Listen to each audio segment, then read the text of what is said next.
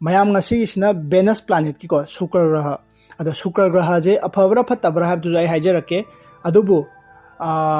positive pirappaga negative pirappaga Venus ki am tonga lego aduna mayam phasana munna dum tabiyo hujikti kalyug ne kalyug sidadi lai afaba ngata khuramgani graha afaba nga khuramgani haba yadego maramdi lairiba ngasagi Surya ogera Jupiter graha ogera moisina pirakadoi sidi aibu lamjing lam tapiba akoi lamjing lam tapiba afabda ngaktaneba adubu hento pathongna piba sidi lairiba graha Rahu Ketu Venus moisina ngaktaneba pirakadoi je nangi apra chaw chawna pirakadoi Shani gumba nangi tawjamal haitare adu poto hena pirakpodo haitare sijine ado Shukra graha je kanano haitare maje guru ni kanagi guru no ha matam sida laya phatabagi guru ne Shukra graha haije ko phataba jing sida mana guru ware mana mangonda niraga dum yani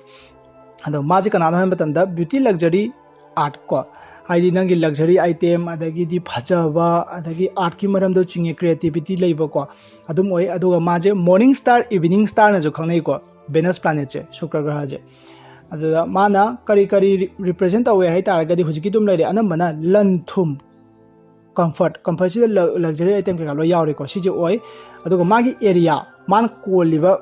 Venus planet sina Shukra graha jina koliba area je kam da konge hai taragadi ngasagi lanthum aibam leire luxury item aibam leire aduga marriage life aduga relationship lohong khongdong ba mi adagi di partner ko single oraga so ngasai nungsinari ba mi gaido ichina waido adugi poche area jida tang pole ko mana aduga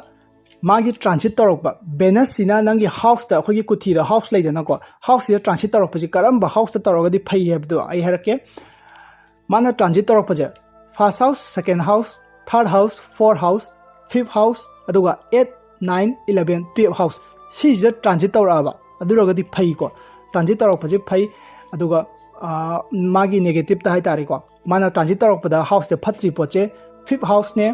fifth house ne sorry sixth house ko 6 house ne 7 house ne 10 house ka sidana phatte ko transit torokpada kuthi dum yambiyo aduga magi phatri poto mana kai gumba transit sida aphata da transit tawre hai taraga nangi remedy ko remedy man tawgada ba oi taraga di angauba any dress ko angauba dress se piro Friday ni misida ko aduga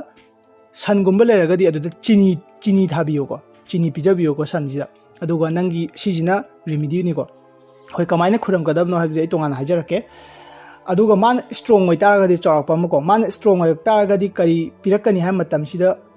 nungaiba se wakhal leitaba aduguma natego magina nangi lanthum leibadagi nungaiba harauba paisa leragadi loi nungaidana ko aduma leire aduga luxury item am pirani ko aduga mana weak oragadi yam tonga lego sidadi aduni aina mayam munna dum tabi waije mana weak orak taragadi lanthum da soira oiba nangi lan paisa phangdre Venus na paisa pibane ado paisa je piraktre Venus na sorai ne natew ko mana week utarti kai de sorakani ha matam sida nangi relationship to soirani aduga health ki problems na kai de le ka to ne ha matam sida mapal thongi kaino sida haidi mi ne he yengbada ugada ba mai meat khong khut skin gi disease ko aduga kidney ji ma problem le rakani aduga pare ai magi positive ta pirak podo ma haijar ke ko positive tana relationship aduga nangi nungshina bada ko sijima nangi partner yamna nungaina harauta yamna chakani haidi mana kainom piro hamta piba ngamba adudai ko nungai ka dai jama di pot material ngakane Venus ki oina di luxury item ko aduda ngakane aduga mana piraka doi se adum leire aduga lanthum abam leire ko lanthum di ju ke pirakani ha matam na gari gumba adagi di luxury item gumba aduga sida jo haibiri to high quality lifestyle si leibaje fame ga chamane ko sim leire aduga art and creativity sima pirani ko art ki maramda khutchai boy gera loi chinge ko aduga success pirakan success si kai da pirakan ha matam sida art ki maramda related oiba ko aduga fashion leire music leire aduga nangi health haragana nangi beauty phajaba si health chingi ko mai phajaba khotpa je phajaba adai body structure phajaba ko pukang thopo ko panate body structure phajaba si jina positive ta chingre ko negative ta di pura tonga le ko negative ta na man pira ka dai je nangi financial issue haraga deng paisa leitaba ko taba adu suna na tebo ko sidana tonga le ba Venus kina financial issue har tare Venus kina negative pira taraga di nangi paisa di leiraga ne paisa di leiraga nang ꯍꯦꯟꯇꯣꯛ ꯄꯥꯊꯣꯛꯅ ꯂꯩꯕꯗꯤ ꯉꯝꯗꯕꯗꯣ ꯅꯪꯅ ꯒꯥꯔꯤ ꯑꯃ ꯂꯩꯅꯤꯡꯉꯦ ꯍꯥꯏꯔꯒꯁꯨ ꯉꯝꯗꯕ ꯑꯗꯩ ꯄꯩꯁꯥꯗꯤ ꯈꯤꯇꯪꯗꯤ ꯂꯩꯖꯕ ꯀꯣꯟꯅꯗꯕ ꯍꯥꯏꯇꯥꯔꯦ ꯅꯪꯒꯤ ꯂꯥꯏꯐ ꯁ꯭ꯇꯥꯏꯜꯗꯣ ꯍꯦꯟꯅ ꯆꯥꯎꯊꯣꯛꯀꯦ ꯍꯥꯏꯔꯒꯁꯨ ꯀꯣꯟꯅꯗꯕ ꯄꯣꯠꯁꯦ ꯁꯤꯁꯦ ꯑꯣꯏꯀꯣ ꯃꯥꯒꯤ ꯐꯥꯏꯅꯥꯟꯁꯤꯌꯦꯜ ꯏꯁꯨ ꯑꯣꯏꯔꯒꯗꯤ ꯑꯗꯨꯒ ꯔꯤꯂꯦꯁꯟꯁꯤꯞꯇꯨꯃ ꯌꯥꯔꯛꯑꯔꯣꯏ ꯔꯤꯂꯦꯁꯟꯁꯤꯞꯁꯦ ꯃꯥꯒꯤꯗꯤ ꯕꯦꯅꯁ ꯀꯥꯏꯅꯕ ꯈꯣꯠꯄ ꯌꯥꯝ ꯁꯥꯊꯤꯅꯗꯤ ꯄꯤꯀꯣ ꯑꯃꯨꯛ ꯐꯖꯅ ꯀꯩꯅꯣ ꯇꯧꯔꯛꯇꯦ ꯍꯥꯏ ꯋꯥꯅꯤ ꯅꯦꯒꯦꯇꯤꯞꯇ ꯄꯤꯔꯒꯗꯤ ꯔꯤꯂꯦꯁꯟꯁꯤꯞꯇ ꯃꯔꯩ ꯁꯪꯗꯥꯅꯕ ꯅꯠꯇ꯭ꯔꯦ ꯀꯥꯏꯅꯕ ꯈꯣꯠꯄ ꯁꯤ ꯃꯌꯥꯝꯁꯦ ꯗꯥꯏꯚꯣꯔꯁ ꯇꯧꯕ ꯁꯤ ꯃꯌꯥꯝꯁꯦ ꯕꯦꯅꯁꯀꯤ ꯄꯤꯀꯣ ꯑꯗꯨꯒ ꯍꯦꯜꯊ ꯄ꯭ꯔꯣꯕ꯭ꯂꯦꯝꯁꯤꯅ ꯀꯩ ꯄꯤꯒꯦ ꯍꯥꯏꯕ ꯃꯇꯝꯗ ꯑꯉꯥꯡ ꯌꯥꯎꯕ ꯉꯝꯗꯕꯀꯣ ꯑꯉꯥꯡ ꯌꯥꯎꯕ ꯉꯝꯗꯕ ꯑꯗꯨꯒ ꯃꯄꯥꯟ ꯊꯣꯛꯄ ꯈꯣꯠꯄ ꯅꯨꯡꯉꯥꯏꯇꯕ ꯏꯟꯐꯦꯛꯁꯟ ꯂꯩꯕꯀꯣ ꯑꯗꯨꯒ ꯀꯤꯗꯅꯤꯒꯤ ꯄ꯭ꯔꯣꯕ꯭ꯂꯦꯝ ꯂꯩꯕ ꯑꯗꯨꯒ ꯁ꯭ꯀꯤꯟ ꯏꯁꯨ ꯂꯩꯕ ꯁ꯭ꯀꯤꯟ ꯏꯁꯨ ꯍꯥꯏꯔꯒꯗꯤ ꯑꯩ ꯍꯧꯖꯤꯛ ꯍꯥꯏꯖꯈꯤꯕꯗꯣ ꯈꯨꯠ ꯃꯥꯏ ꯈꯣꯡ ꯃꯤꯅ ꯎꯕ ꯖꯒꯥꯁꯦ ꯁꯤꯁꯦꯀꯣ ꯑꯗꯨꯒ ꯅꯨꯄꯤꯗ ꯍꯥꯏꯇꯥꯔꯦꯅꯦ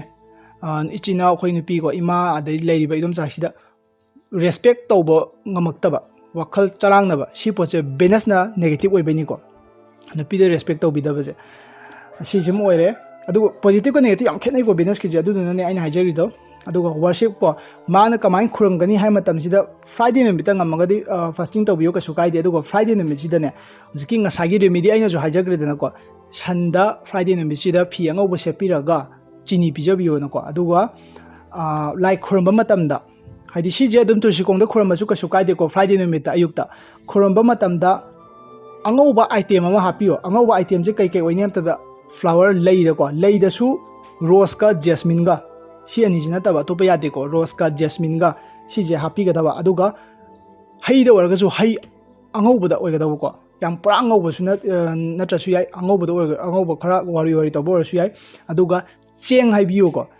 ꯑꯌꯨꯛ ꯂꯥꯏ ꯈꯨꯔꯝꯕ ꯃꯇꯝꯗ ꯐ꯭ꯔꯥꯏꯗꯦ ꯅꯨꯃꯤꯠꯁꯤꯗ ꯕꯦꯅꯁꯁꯦ ꯐꯍꯟꯒꯦ ꯍꯥꯏꯇꯥꯔꯗꯤ ꯆꯦꯡ ꯍꯥꯏꯕꯤꯕ ꯑꯗꯨꯃꯥꯏꯅ ꯇꯧꯕꯤꯔꯣ ꯍꯧꯖꯤꯛꯀꯤ ꯑꯗꯨꯝ ꯂꯩꯖꯔꯣ ꯕꯦꯅꯁꯇ ꯄꯣꯖꯤꯇꯤꯞ ꯅꯦꯒꯦꯇꯤꯞ ꯁꯤ ꯇꯣꯉꯥꯟꯕ ꯑꯃ ꯁꯤꯇꯪꯅꯤꯀꯣ ꯈꯪꯉꯗꯤ ꯌꯥꯔꯦ ꯑꯇꯩꯗꯤ ꯊꯣꯏꯗꯣꯛꯄ ꯂꯩꯇ꯭ꯔꯦꯀꯣ ꯕꯦꯅꯁꯀꯤ ꯑꯩ ꯃꯈꯥ ꯇꯥꯔꯛꯄ ꯑꯇꯣꯞꯄ ꯈꯔ ꯁꯨꯝ ꯍꯥꯏꯖꯔꯛꯀꯦ ꯉꯁꯤꯒꯤꯗꯤ ꯕꯦꯅꯁꯀꯤ ꯁꯤꯗ ꯂꯣꯏꯁꯤꯟꯖꯔꯒꯦ ꯃꯦꯝ ꯑꯗꯣ ꯄꯨꯂꯞ ꯄꯥꯔꯛꯄ ꯑꯣꯏꯕꯅꯤꯅ ꯍꯥꯏꯔꯛꯄ ꯑꯣꯏꯕꯅꯤꯅ ꯁꯣꯏꯈꯤꯕ ꯂꯥꯟꯈꯤꯕ ꯌꯥꯎꯔꯁꯨ ꯑꯗꯨꯝ ꯉꯥꯛꯄꯤꯒꯅꯤ ꯑꯗꯨꯒ ꯀꯃꯦꯟꯗ ꯑꯗꯨꯝ ꯍꯥꯏꯕꯤꯔꯝꯃꯣꯀꯣ ꯀꯩ ꯍꯥꯏꯗꯤ ꯑꯋꯥꯠꯄ ꯆꯤꯊꯍꯧꯕ ꯂꯩꯔꯒꯁꯨ ꯑꯩ ꯑꯗꯨꯝ ꯍꯟꯖꯔꯛꯀꯦ